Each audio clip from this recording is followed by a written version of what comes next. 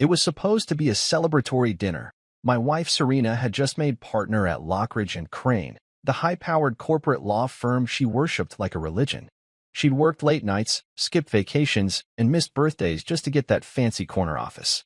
Tonight was her victory lap, and she'd invited her whole family to bask in the glow. The place was one of those modern steakhouses downtown where the wine list was longer than the menu, and everyone looked like they belonged in a glossy magazine. Serena had picked the table near the big window, the one with a view of the skyline, her skyline, and she was already holding court by the time I arrived. Her father, Raymond, was there, his gray hair perfectly parted and his navy blazer sharp as ever. He'd been a senator before retiring to a boardroom and a second marriage. Next to him, her mother Francine swirled her wine like it held the answers to the universe. She'd always been polite, but there was a glassy quality to her kindness, like she was performing even when no one was watching. Camille, Serena's younger sister, had flown in from LA just to be here. She was the free spirit, the yoga instructor with 1 million Instagram followers and a wardrobe that looked stolen from a Coachella ad. Serena's smile was electric as she made her toast. "I just made partner," she beamed, raising her glass. "While my husband is just a plumber." Everyone laughed. Even Camille, who'd never worked a day in her life, let out this high-pitched giggle that made my stomach clench. I looked at Serena, but she didn't see me. She saw the version of me she'd crafted, the simple husband with the blue-collar job that gave her story texture. She loved to tell people I was a plumber, like it made her success more impressive by comparison. I forced a smile, but it felt brittle. I clinked my glass with hers and took a sip of water, letting the burn of disappointment settle into my chest. Serena had always loved the narrative. "Micah, the guy who fixes pipes," she'd say at parties, her tone dripping with affectionate condescension. I'd laugh it off because it was easier than explaining the truth. I didn't mind the work boots or the wrench in my trunk. I'd always believed there was dignity in every job, but I also knew the world didn't see it that way. The waiter came around with a tray of appetizers. I reached for a shrimp skewer, but my appetite had evaporated. I was too busy watching Serena's eyes shine in the candlelight as she accepted her father's compliments and her mother's praise. "You've always been the smart one," Francine said, her smile stretching tight as a drum. "We knew you'd outgrow all this." She didn't look at me when she said it. I wondered if Serena had told her about the times I'd picked up the slack when she was too exhausted to cook or the nights I'd rubbed her feet after she'd worked 12-hour days. Probably not. That wasn't part of the story. Camille scrolled her phone, showing Serena something that made them both laugh. I wanted to ask what it was, but I learned that sometimes it was better to let them have their bubble. Then Francine's phone buzzed. She picked it up, eyes narrowing, then widening. The blood drained from her face. "Serena," she said, her voice tight. "Why is your husband's company valued at $1 billion in the Wall Street Journal?" The room went silent. Even the clinking of silverware stopped. I felt every eye on me, even Serena's, wide and blinking. "What's she talking about?" Serena demanded, her tone sharp, like I'd betrayed some unspoken contract. I leaned back in my chair, letting the moment sink in. The truth had been hidden in plain sight, like a secret I'd tucked into the pocket of my work jeans. Francine thrust her phone across the table. The headline was there in bold print. "Ironclad Systems' estimated valuation hits $1 billion amid acquisition rumors." My name wasn't in the headline, but my company's name was. I met Serena's stare, her glass still in midair, her mouth slightly open. "Micah," she said, her voice trembling now. "Is this true?" I nodded once.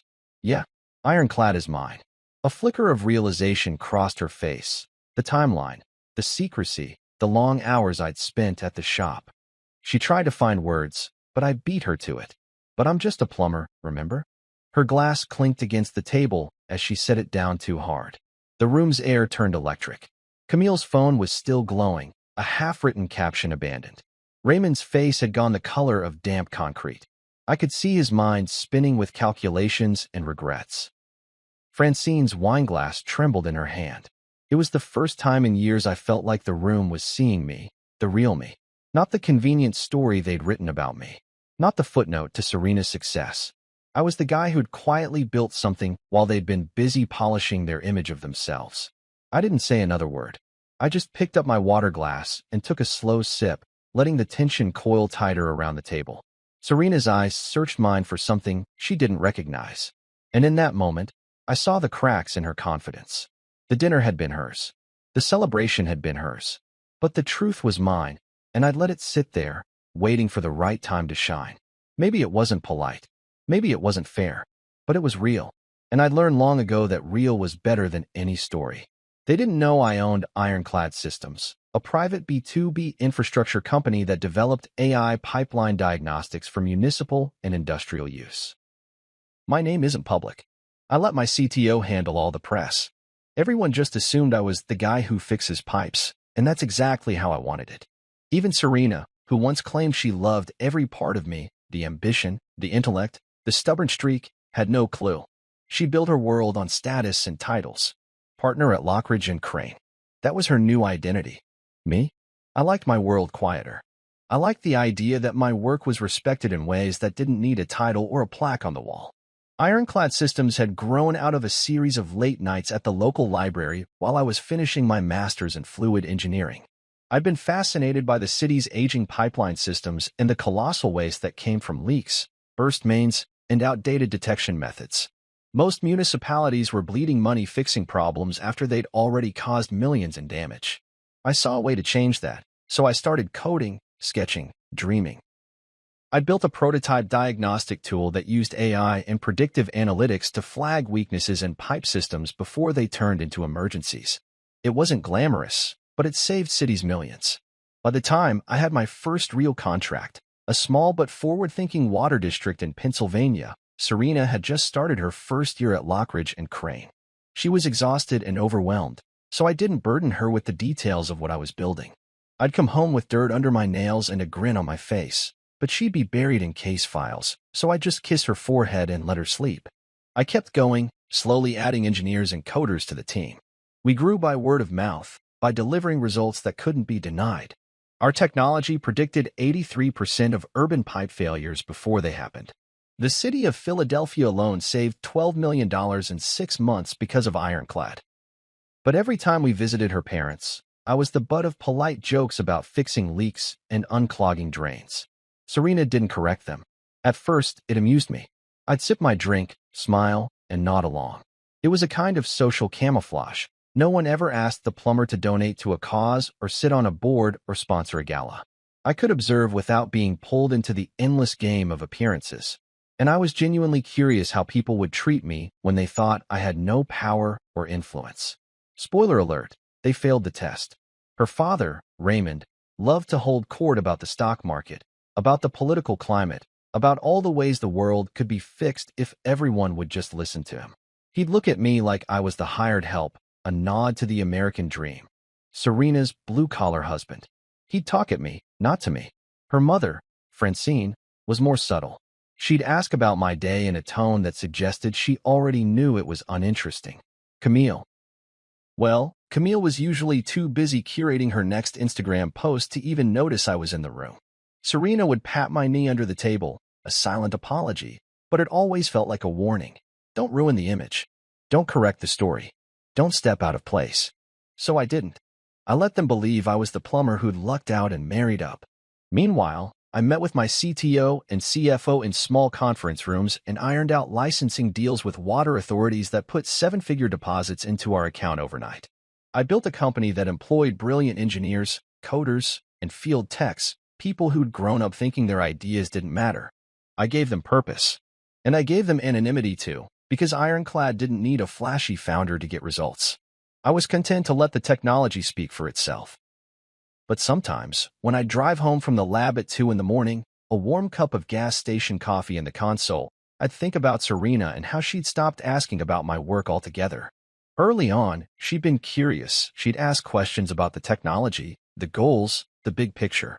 But somewhere along the way, the answers stopped matching. She got so caught up in her own climb that she missed the fact I was building something too, something bigger than a corner office or a brass nameplate. I didn't mind, at least not at first. I'd watch her talk about becoming partner like it was the holy grail, and I'd smile and tell her she deserved it. Because she did. She worked hard, sacrificed weekends, turned herself inside out for that firm. But I was working too, just in a different way. And somewhere along the line, it stopped being we and started being her and the plumber. She didn't know I'd already signed deals with major cities across the East Coast. She didn't know we'd been approached by Praxium Holdings about a potential acquisition that would catapult Ironclad's value into the billions. She didn't know that the guy she'd been calling the guy who fixes pipes was on track to become one of the most quietly powerful players in the infrastructure sector. I never corrected her, partly because I wanted to see who she'd become when the money wasn't in front of her, and partly because I wanted to know how it felt to have the truth in my pocket like a secret weapon, not to hurt her, but to remind myself that I hadn't needed her approval to get here. When the Wall Street Journal article dropped, my CFO forwarded it with a one-line email. "Looks like the cat's out of the bag." I stared at the headline, Ironclad Systems, the billion-dollar underground giant, and felt the weight of every family dinner where I'd played the part. I'd let them all think I was small so they could feel big. I'd let Serena build her story on top of me, brick by brick. And now, every one of those bricks had become part of the empire they'd never seen coming. The plumber. Just a plumber. I smiled. When I met Serena, I was in my final year of grad school, grinding out a master's in fluid engineering while juggling a half-dozen odd jobs to keep the lights on. I did plumbing work on the side, installing water heaters, unclogging drains, and fixing the kind of stuff no one wanted to talk about at dinner parties. I wasn't ashamed of it. I actually liked the problem-solving, the tangible sense of fixing something that others thought was broken. It was honest work, and it paid the bills while I scribbled equations and built prototypes late into the night. Serena was a second-year associate at Lockridge and Crane then, with a smile that could break glass and an ambition that radiated from her like heat off asphalt. She'd come into the cafe where I was working part-time, a stack of legal pads under her arm, too preoccupied with case files to notice the coffee stains on my jeans. I'd liked that about her, the single-minded focus, the way she could dissect a contract like it was a puzzle she was determined to solve. She looked at me over her laptop, eyebrows arched. "What are you reading?" she'd asked, pointing to the engineering textbook next to my half-eaten bagel. That was how it started. She liked my curiosity. I liked her fire. I thought she saw the real me, the one who stayed up all night designing fluid dynamics models, the one who wanted to make cities better, safer, smarter. And at first, she did. We'd meet for quick dinners between shifts, talk about our dreams and the future. She said she liked my ambition, my drive. "You're going places," she'd say, tracing a finger along my jawline, her eyes bright with promise. "We'll be unstoppable together." But somewhere along the way, that narrative shifted. I couldn't pinpoint the exact moment, but I remember it felt like a slow fade, like watching the sunset in reverse. Maybe it was the night she brought me to the Lockridge and Crane holiday party and introduced me as Micah, he's a plumber. The way she said it, like it was a punchline, a sweet little anecdote to show she wasn't shallow, that she could love someone who didn't wear a tie to work. I'd smiled, of course. I'd played along. I told myself it didn't matter because I knew what I was building behind the scenes. But every time she repeated that joke, at dinners, at parties, in casual conversation, I felt a piece of me slip away. Like I'd become the role she needed me to play in the story she was telling herself. Serena, the brilliant corporate lawyer, with a simple, dependable husband who was easy to manage. "You're so simple. So dependable," she'd said one night, her head resting on my shoulder after a long day. Like it was a compliment. Like it was a feature. I'd laughed, but it stuck with me. Simple. Dependable. Like a Labrador retriever. Like I'd been housebroken. Like she'd picked me out of a lineup of options because I'd never stray too far from her shadow. I used to laugh it off because I thought we were stronger than that. I thought she was just tired or stressed, or that the demands of her job had turned her sharper than she meant to be. But the jokes stopped being funny. They became the soundtrack of our marriage. Serena, the overachiever. Micah, the plumber who was easy to overlook. At first, I tried to remind her who I was. I'd mention a new project at work or drop hints about the contracts I was negotiating. But she'd glaze over, her eyes darting back to her phone, to emails from partners and messages from clients. She was too busy winning, and I was too busy letting her. I could have pushed back.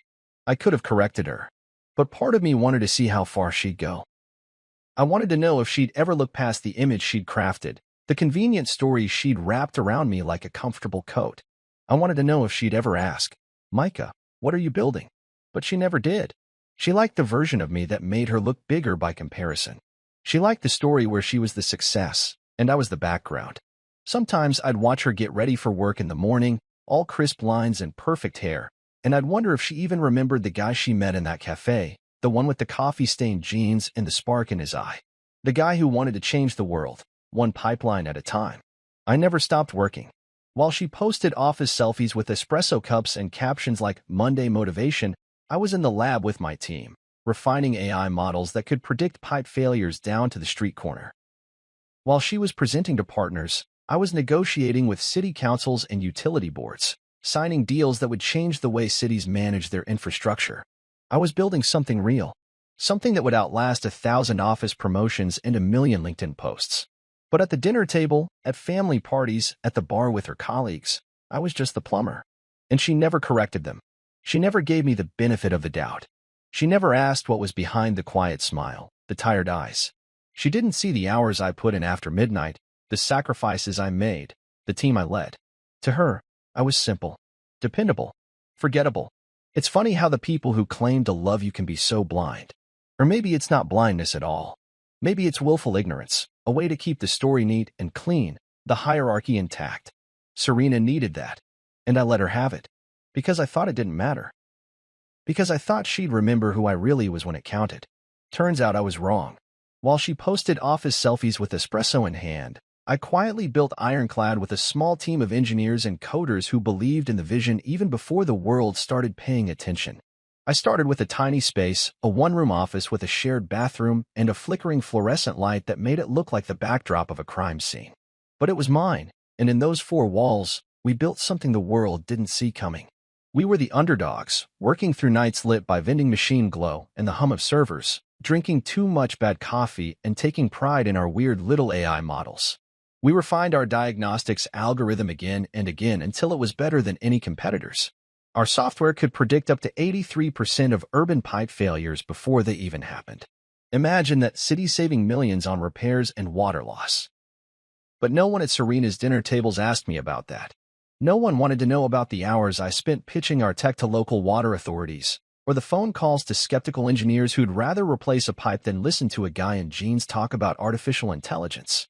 They just saw Serena's success, the partner's salary, the high heels that clicked with authority, and then they'd glance at me like I'd tagged along, some charity project she'd picked up at the shelter.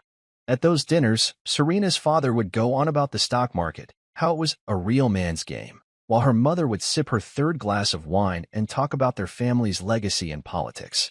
Like it was an inheritance she couldn't bear to share with someone who worked with his hands. Camille would post selfies, filtered to death, captioned, "Family time with the power couple," like I was some trophy she borrowed for the evening. And every time, Serena would smile and pat my knee under the table, as if that was all it took to keep me content. I started to see it, the way she liked the contrast. She was the high-powered attorney. I was the plumber. It gave her an edge at those dinner parties, made her look like the benevolent one, the star who didn't need to marry her equal because she was that good. But every day, while she curated her brand and worked those late hours, I was in meetings that could change the face of a city's infrastructure. I had contracts with the Department of Water Management and several high-level government agencies. We were revolutionizing how cities managed aging pipes. In Philadelphia, our tech had saved the city $12 million in 6 months. $12 million. That was real money, real impact. And yet, at her parents' house, I was the guy who fixed drains. I remember one night vividly. Her father, leaning back in his chair with a cigar in hand, looked at me and said, "So Micah, when are you going to get serious about your career? Serena's carrying the weight, you know." Serena laughed lightly, not even bothering to defend me. "Dad," she'd said, "Mike is fine. He likes what he does." She said it like I was a child who'd decided finger painting was a career choice. I felt the smile freeze on my face. That was the moment I realized that in their eyes, and maybe even in Serena's, I wasn't building anything. I was just a placeholder, a warm body at the dinner table. I played along because I wanted to see how long it would take before anyone noticed the cracks in their narrative. Spoiler alert, no one did. My team at Ironclad worked in silence, refining and scaling. We put up record numbers and started winning awards, ones with little logos that would have impressed Serena's father if he'd ever cared to ask. But I didn't share the articles. I didn't bring them home. I didn't brag. Because I was watching how everyone treated the man they thought I was. The man who'd married up. The man who should be grateful to be at the table. It's funny how people talk about wanting authenticity, but they can't handle it when it shows up uninvited. I think that's why I kept my success a secret, not just from Serena, but from everyone. I wanted to see who loved me when there was nothing to gain. Spoiler alert, not many did. And every time I sat at that dinner table, a polite smile on my face, nodding along to talk of stock options and vacation homes, I wondered what would happen when the truth came out. When the headlines splashed across their screens and the plumber was suddenly worth more than all their fancy law degrees combined. I wondered how they'd react when the guy they'd pitted turned out to be the one holding the winning hand. I wondered if Serena would still smile the same way when she realized the person she'd married wasn't the narrative she'd sold to her friends. So I sat there, listening to her father's lectures on politics, her mother's bragging, Camille's shallow jokes. I let them talk about my little jobs while I signed multi-million-dollar contracts and negotiated government deals. And in those moments, I learned more than I ever did in any engineering class. People will believe whatever story you hand them, especially if it makes them feel bigger. It was the underestimation principle. Let them underestimate you. Let them think you're small. Let them laugh. Because when the truth comes out, their surprise is the sweetest victory. So I sipped my water. I let them laugh. And I smiled, because I knew the day was coming when the plumber would be the one they all wanted to meet. Serena started referring to me as utility class in front of her colleagues, and the first time she said it, I thought I'd misheard. We were at a rooftop cocktail event, one of those slick affairs where everyone wore tailored suits and sipped martinis they barely drank. The skyline stretched behind us, all glass and steel, and I was thinking about the latest contract Ironclad had signed with the city of Boston, another $1 million deal that would take our pipeline diagnostic tech national. I planned to share that with Serena that night, maybe let her know just how far her plumber had come. But then she introduced me to her colleague Henry as utility class, and she didn't even blink. He's the utility class, she said with a quick laugh. Keeps things running. Henry smirked, and I felt the heat rise in my neck, but I swallowed it down and shook his hand. Utility class. Like I was a second-tier citizen in her world of polished boardrooms and manicured office plants. She said it lightly, like it was a compliment, like I was part of the system that made her high-powered life function. But I knew the subtext. I'd seen it enough times in her eyes when she scrolled through Instagram, liking photos of the real winners, while ignoring my latest team award. I'd felt it at family dinners when her father bragged about her wins and forgot I was even in the room. The utility class, someone who was there to support, not to lead. I tried to brush it off, telling myself it was just a joke. But the barbs started stacking up. She'd text me things like, "Can you swing by the dry cleaner on your way home?" Utility class hero. Like I was her assistant. Like I didn't have my own empire to run. The final straw came when she left me off the invitation to her firm's retreat in Aspen. We'd been planning to spend a weekend together, a rare chance to reconnect. I'd already rearranged meetings, rescheduled conference calls, told my CTO I'd be offline. But 3 days before the trip, she looked at me across the dinner table and said, "I don't think you'll really fit in there, Micah.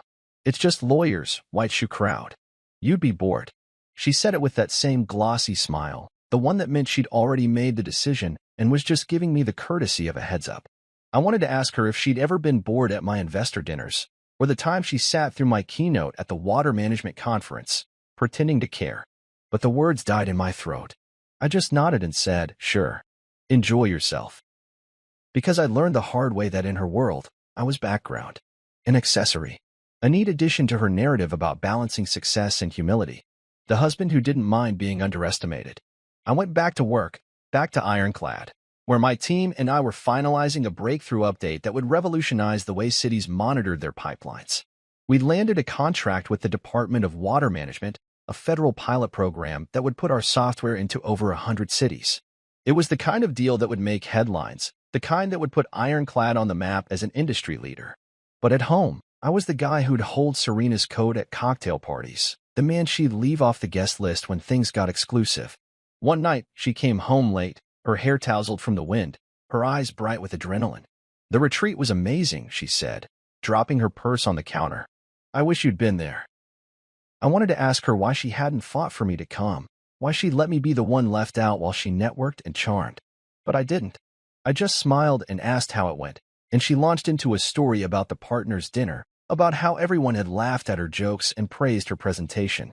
I stood there, nodding, thinking about the deals I'd signed while she'd been gone. thinking about how no one at that dinner had any idea who I really was. Maybe that's what finally broke me, realizing she didn't see me anymore, didn't want to. That she'd built a version of me she could carry around like a good luck charm, safe and predictable and small. That she'd started to believe her own PR. That night, after she went to bed, I pulled up the email from my CFO. Wall Street Journal was dropping a piece on Ironclad's latest valuation, $1 billion, with acquisition rumors swirling. I didn't feel pride. I didn't feel triumph. I just felt tired. Tired of being utility class. Tired of being background. Tired of waiting for someone else to see what I'd built. I could have told Serena then, could have shown her the article, could have made her look at me for the first time in months. But I didn't. I wanted to see what would happen if I stayed silent just a little longer. If she'd notice.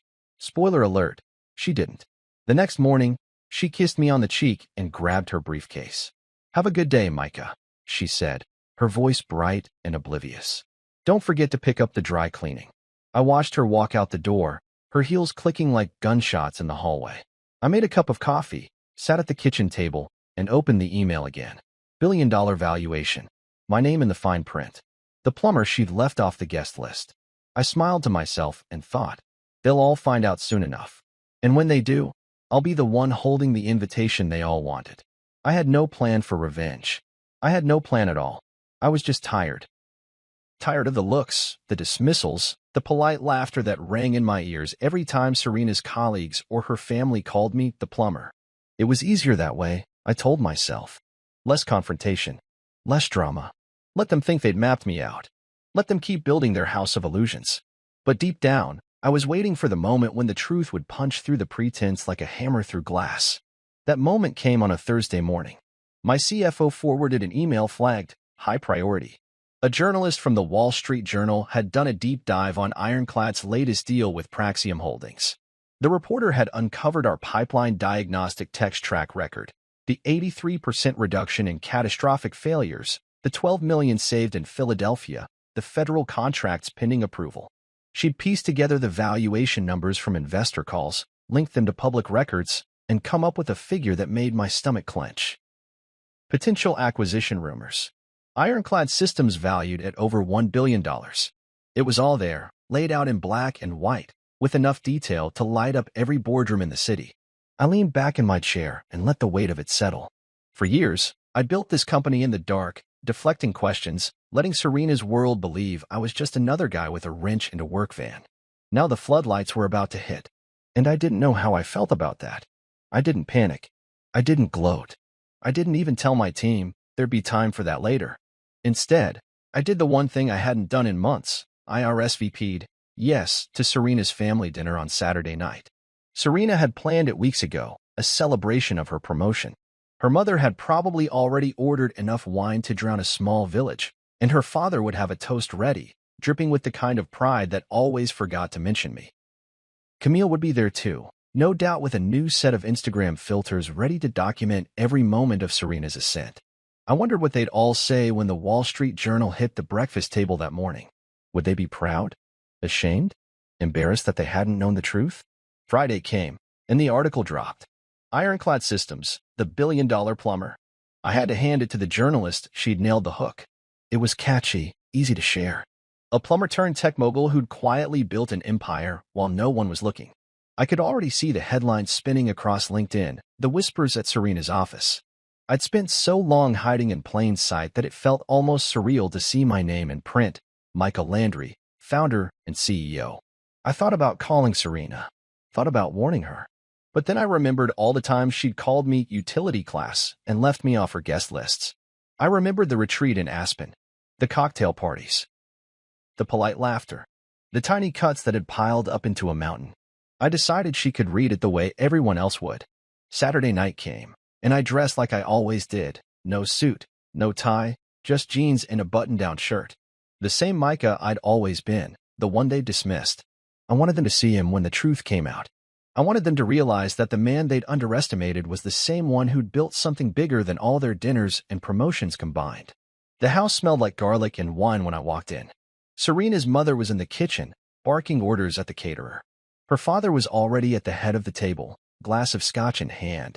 his voice filling the room with the kind of practiced authority that only politicians have. Camille was on the couch, phone in hand, her eyes glued to the screen. Serena greeted me with a quick kiss on the cheek. "Hey, Han. Thanks for coming." Her eyes were bright, her smile perfect. She had no idea. Dinner started like it always did. Her father gave a speech about Serena's achievements, about how proud they all were to have a daughter who'd made partner at Lockridge and Crane. Camille snapped photos. Francine dabbed her eyes with a cloth napkin. The room was full of laughter and clinking glasses, the sound of a family celebrating its star. Then Serena stood up, glass in hand. "I just wanted to say how grateful I am for all of you," she said, her voice steady, the lawyer in her polished to perfection. "It's been a long road, but I couldn't have done it without my family. And Micah," she paused, giving me that sweet, rehearsed smile, "you've always been my rock." The room applauded. I forced a smile. That's when Francine's phone buzzed. She picked it up, I scanning the screen. Her smile faltered. "Serena," she said, her voice trembling just a little, "why is your husband's company valued at $1 billion in the Wall Street Journal?" The room went silent. Even the caterer stopped moving. All eyes turned to me. Serena's face froze. "Micah," she asked, her voice cracking. "Is that true?" I nodded slowly. "Yeah. Ironclad is mine." Her mouth opened, but no words came out. I looked at her father. His glass hung in midair, forgotten. Camille's phone was now aimed at me, recording. I wondered what caption she'd use this time. I stood up, my chair scraping the floor. "But I'm just a plumber," I said, letting the words sink in. "Remember?" No one laughed. No one moved. For the first time in years, I felt seen. Not as the guy with the wrench, not as Serena's husband, but as the man who'd built something from nothing. The man they'd underestimated. And in that silence, I realized I didn't need revenge. The truth was enough. The dining room felt like a stage, every eye on me, every breath held as if the world had stopped spinning just to watch me stand there. Serena's father was the first to move, his hand trembling slightly as he set down his glass. "Micah, is this some kind of joke?" he asked, his voice brittle, like he was trying to convince himself that I couldn't possibly have outgrown his neatly drawn lines. I held his gaze, feeling years of quiet patience harden into something unbreakable. "No joke," I said, my voice steady. "Ironclad is mine. I built it. The contracts, the technology, the valuation, they're all real." Serena's lips moved like she was trying to find the right words, but nothing came out. Her eyes darted between me and the phone in Francine's hand, the one displaying the Wall Street Journal article that had shattered the story she'd told herself about me. I wondered how many times she'd repeated that story at cocktail parties and office events. Micah the plumber, the simple, dependable husband who never demanded too much attention. I wondered if she realized how fragile that story really was. I could feel the room shift, like tectonic plates grinding under the surface, the foundations of their assumptions starting to crack. Camille's phone was still pointed at me, her thumb hovering as if she couldn't decide whether to keep recording or put the damn thing down. I met her gaze and gave her a nod. Let her record. Let the world see what they'd missed. Serena's father leaned forward, his politician's smile gone, replaced by something raw and uncertain. "Why didn't you say anything?" he asked, his tone somewhere between disbelief and accusation. I shrugged. "I didn't think it mattered to you," I said. Every time I sat at this table, it was about Serena, about her achievements, her promotions. No one asked what I was building. No one cared. His mouth opened, then closed. Francine set her wineglass down with a soft clink that sounded like a confession. "We didn't know," she whispered, her voice small, almost childlike. "That's the point," I said, letting the words hang in the air. "You didn't want to know. You liked the version of me that fit your story. The plumber. The guy who didn't make waves." Serena's hands were clasped so tightly her knuckles were white. "Micah," she started, her voice shaking. "Why didn't you tell me? We're a team. We're supposed to share these things." I almost laughed, but it came out as a sigh. "A team," I repeated, my tone gentle but edged with the truth. "Like when you left me off the Aspen retreat. Like when you told your colleagues I was utility class." Her face paled, her mouth trembling. "Micah, But I cut her off. "Serena, you didn't want a partner. You wanted a supporting character in the story of your success. I gave you that. I let you have your story because I wanted to see who you really were when you thought I had nothing to offer." The room was silent. Camille's phone was trembling now. I wondered if she was finally seeing her sister for who she really was. Serena's eyes filled with tears. "I didn't know," she whispered. I believed her, And that was the saddest part. She hadn't known because she hadn't wanted to. Her father cleared his throat. "Well, Micah," he said, forcing a smile that looked like it hurt. "Now that we know the truth, perhaps we can work together. There's plenty of opportunities, political partnerships, business deals."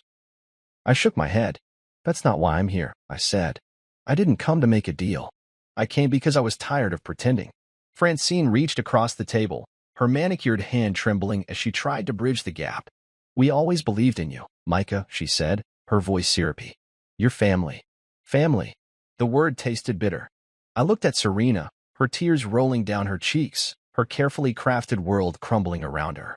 "Micah, please," she said, her voice a plea now. "Don't do this here. We can talk about it later." But I was done with later. I stood, pushing my chair back, the legs scraping against the hardwood like a final note. "No," I said. "We're talking about it now. Because for years, I let you define who I was to everyone you cared about. I let you use me as a prop in your story. I let you laugh at me. And I stayed silent because I wanted to believe that the woman I loved would see past the surface. But you didn't." Her sobs were quiet now, the kind that shake your whole body. I wondered if she was crying for me or for herself. I turned to the rest of the table, to Francine and Raymond and Camille. "You all got the version of me you deserved," I said, my voice low but unwavering. "But the truth was always there if you'd bothered to look." I took one last look at Serena, the woman I'd loved, the woman who'd taught me how small people could be. "I'm leaving now," I said. "Enjoy your dinner." And with that, I walked out of the dining room, leaving behind the applause that never came, the congratulations that never reached my ears. I felt lighter than I had in years. Because finally, they knew. And I didn't need to be their plumber anymore. Questions exploded from every corner of the room. Raymond's voice boomed with disbelief as he demanded, "You built that? How? Why didn't you say anything?" Francine's eyes were wide, darting between her husband and me as if I'd grown two heads and was about to sprout a third. Camille had stopped recording, her phone now resting in her trembling hands, her Instagram feed momentarily forgotten. And Serena just sat there, frozen, like she was trying to peace talk. I stood by the dining room door, my hands resting on the back of the chair I'd abandoned moments earlier. "Yeah," I said, my voice calm. "I built it." Ironclad started as an idea scribbled on a napkin in a diner during my last year of grad school. I saw a problem no one was fixing: aging water infrastructure, billions of gallons of water lost every year, and I decided to do something about it. Raymond's jaw clenched, his politician's mask slipping. He caught himself, but the word he'd almost used hung between us. "Plumber." "I'm what?" I asked, my voice steady. "A plumber." I let the words settle like dust in the silence. "Yeah, I did plumbing work. I still do sometimes. I like the honesty in it, fixing things that are broken. But Ironclad? That's more than pipes. It's predictive analytics, AI, technology that can save cities millions and prevent disasters. It's engineers, coders, field experts. It's the future. And it's mine." Serena's lips parted, but her voice came out as a whisper. "Micah, why didn't you tell me? Why keep it a secret?" I met her eyes, the same eyes that had once looked at me like I was the answer to every question she'd never asked. "Because I wanted to know who loved me for me," I said. "Not for a billion-dollar company. Not for headlines. Just for who I was when I walked through the door at the end of a long day." I swallowed, feeling the ache that had been building for years. Spoiler alert. You all failed the test. Her face crumpled, tears welling up, but I didn't let myself waver. I turned to Raymond, who was still sputtering, trying to reconcile the man he'd dismissed with the man who now owned a company bigger than any of his political ventures. "You never asked me what I did," I said, my tone flat. "You asked how my day was, like you already knew the answer was unimportant." His mouth opened, but no words came. I turned to Francine. "You treated me like a curiosity, a hobby, a story to tell at brunch with your friends. But you never asked why I kept going back to the lab after midnight, why I spent weekends in meetings instead of on the golf course."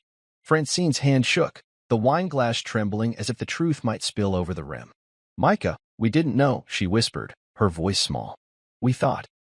"You thought I was simple," I said, my voice sharpening. "You thought I was the sidekick to Serena's story. But that's the thing about stories, they don't always go the way you expect." I felt the weight of the years pressing against my ribs, the dinners I'd sat through in silence, the jokes I'd laughed at to keep the peace. And I let it all go. Serena's voice cracked. Micah, please, I didn't mean. You didn't mean to see me, I said, cutting her off. You were too busy curating your life to realize there was more to me than the plumber who held your coat. I let the words hang, sharp and final. And that's on you. Raymond cleared his throat, his voice trembling with forced authority. Well, Micah, now that you've revealed yourself, perhaps we can discuss opportunities. There's a lot of potential here. I barked a laugh, cold and humorless. Opportunities? You think I need you? I shook my head. I built this without your approval, without your connections, without your money. I did it because I believed in the work. And I'm not interested in trading that in for a seat at your table. I've got my own table now. Camille, who had been silent through it all, finally spoke. So you really built all that? Her voice was small, like she was asking if the moon was real. I nodded once, and she looked down at her phone, her face pale.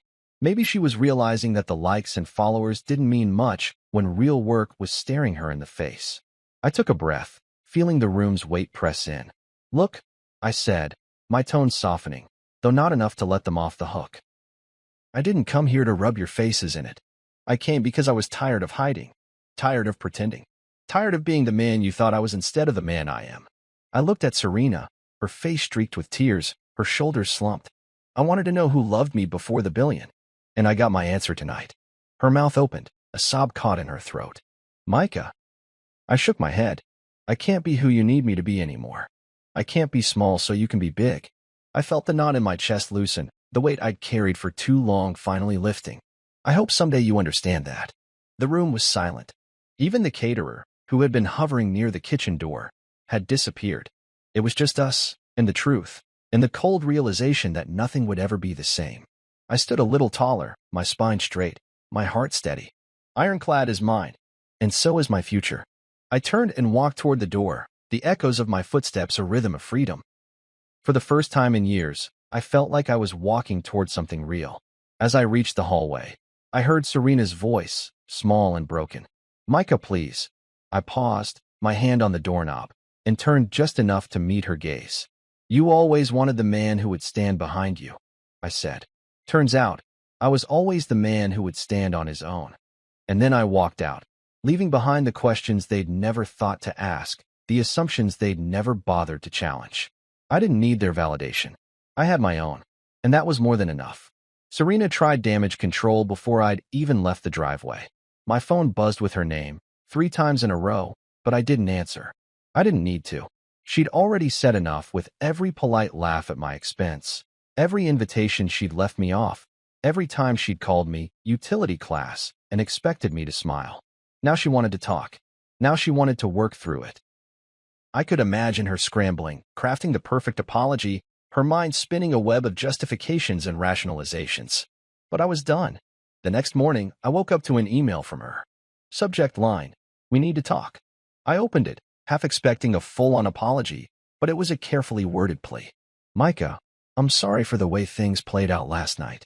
I was blindsided, and I didn't handle it well. I just wish you'd told me about Ironclad.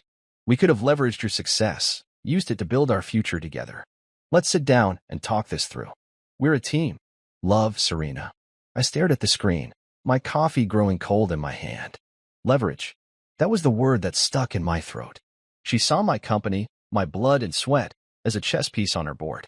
A tool for her image, for her brand. I thought of all the times I'd come home late from meetings, exhausted but wired with adrenaline from closing a deal, and she'd barely looked up from her phone. The times she'd called me utility class in front of her colleagues and never once corrected herself. That wasn't a team. That was a transaction. I didn't respond right away. Instead, I opened the envelope I'd been carrying around for weeks, a separation agreement I'd drawn up after the Aspen retreat, after I'd realized she saw me as an accessory instead of a partner. I'd never planned to use it. I'd kept hoping she'd see me, really see me, but she hadn't. That afternoon, I walked into the living room, and she was waiting, still in her tailored work dress, like she was about to deliver a closing argument. Micah, she started, her voice trembling with rehearsed emotion. We've been through so much together. Don't let this ruin us. I sat down, my heart steady. Serena, I said quietly, I love the woman I thought you were.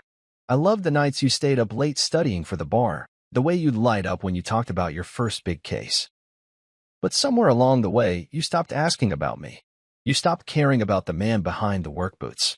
Her lip quivered. That's not fair. It's perfectly fair, I cut in, my tone calm but unwavering. Every time you called me just a plumber, every time you left me off the guest list, every time you told your colleagues I was utility class, you told me exactly who you thought I was. She blinked, tears welling in her eyes. I was under pressure at my job. Your job didn't force you to look down on me, I said. That was your choice. I reached into my bag and pulled out the envelope. This is a separation agreement. I signed it already. You can review it with your fancy lawyer friends. Her face crumpled, and she reached for my hand. Micah, please, don't do this. We can fix it. We can be a team. I pulled my hand away gently. No, I said.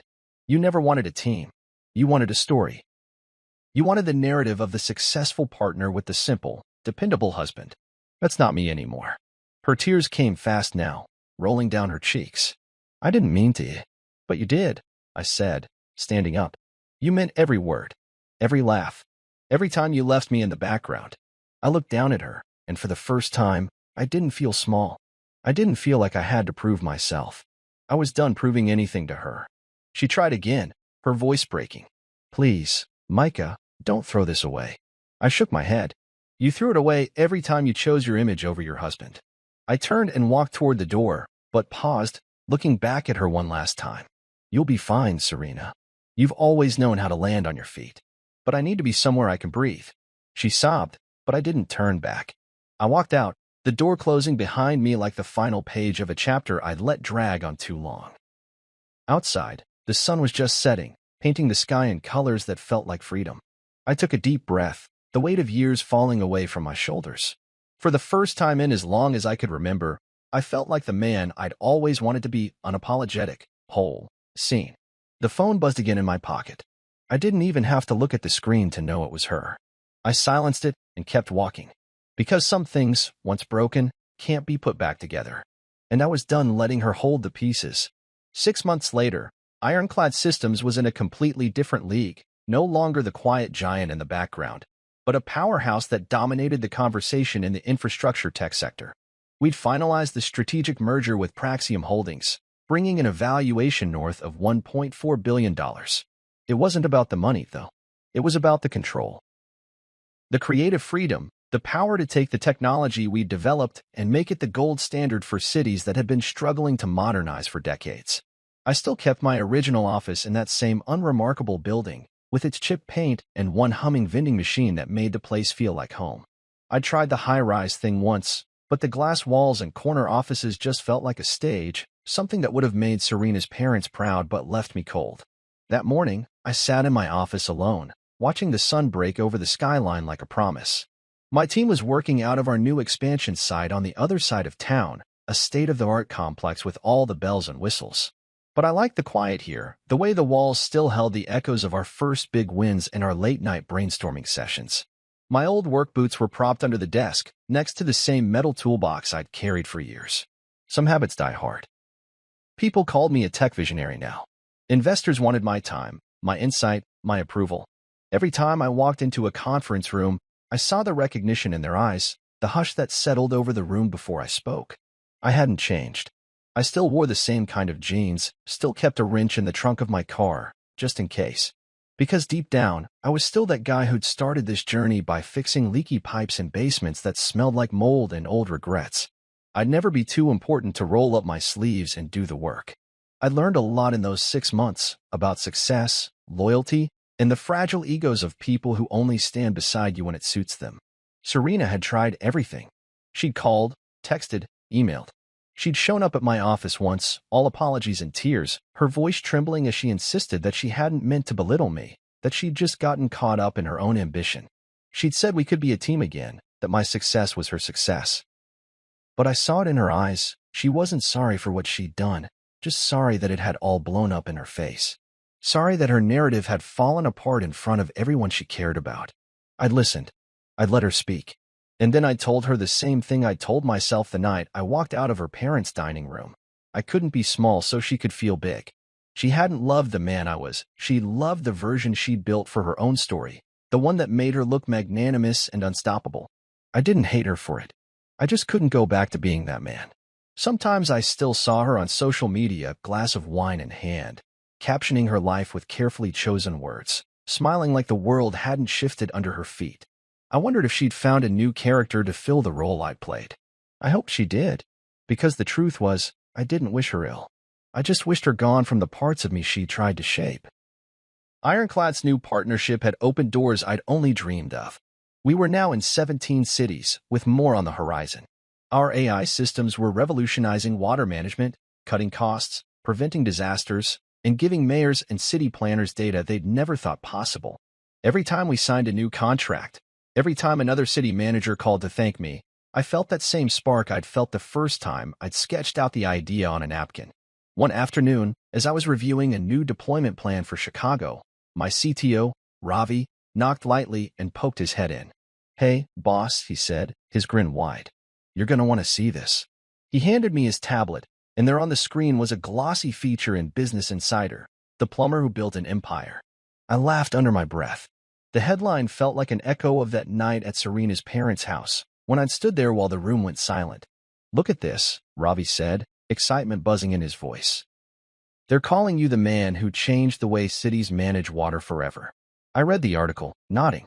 It was flattering, but that wasn't what caught my attention. It was the final quote. Some journalist had dug up one of my old interviews where I'd said, "I'll never stop being a plumber at heart. I'll never stop getting my hands dirty." And I wouldn't, because that was who I was. The guy who fixed things. The guy who saw a problem and refused to look away. Ravi looked at me, his grin fading a little as he caught the expression on my face. "You okay, boss?" he asked. I nodded. "Yeah," I said. "I'm good." And I was. That evening, I packed up my bag and headed out. The sun had dipped below the horizon, leaving the sky streaked with pink and gold. I took the long way home, driving through the neighborhoods where I'd once done small plumbing jobs, the streets that had taught me how to navigate more than just pipes, how to navigate people, how to see past the surface. At a red light, I glanced at my rearview mirror and caught a glimpse of my reflection, a man in his late 30s, a little older, a little wiser, a lot stronger than the guy who'd stood beside Serena while she called him utility class. I didn't need anyone to tell me my worth anymore. I'd written that story myself, and it didn't need anyone else's approval. When I got home, I kicked off my boots and set my toolbox by the door. Some habits, like I said, die hard. I walked into the kitchen, made a simple dinner, and sat down with a beer in my hand. The house was quiet, and for the first time in years, that felt good. Later that night, I took a walk outside. The stars were bright, scattered across the sky like shattered glass. I thought about the road I'd traveled, the moments when I'd felt small, the nights I'd wondered if I was enough. I thought about Serena, about the way she'd tried to mold me into something that fit her narrative, and about the way I'd finally broken free. People called me a tech visionary now, a disruptor, a game changer. But in my bones, I was still the same guy with a wrench in his hand, still the same man who believed in fixing things. I just learned that sometimes the thing that needs fixing most is the way people see you, and the way you see yourself. I smiled to myself as I turned back toward the house. Just a plumber, I thought. The man who built an empire while everyone else was looking the other way. And that was enough. Because I didn't need Serena's approval.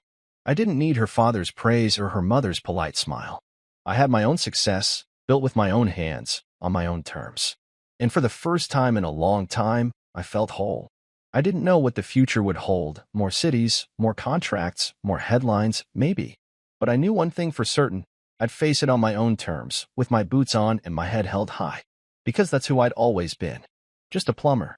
The man who never stopped fixing things.